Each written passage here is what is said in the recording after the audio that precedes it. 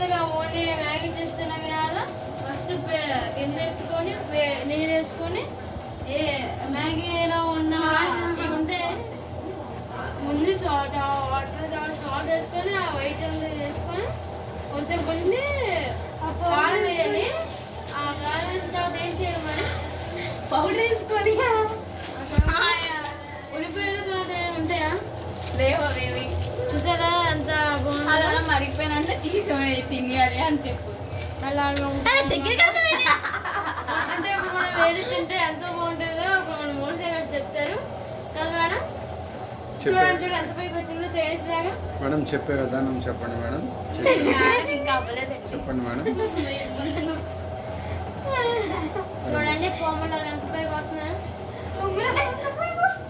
అది ఆడు పాములు అన్నాడే. మేడం మేడం మీ జుట్టులో ఉంది ఏంటి మేడం మీ పొరను యాంకరింగ్ చేసిన చూడండి ఎలా అరిసేస్తుందో.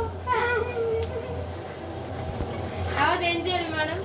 5 నిమిషాలు ఉడకాలి అది.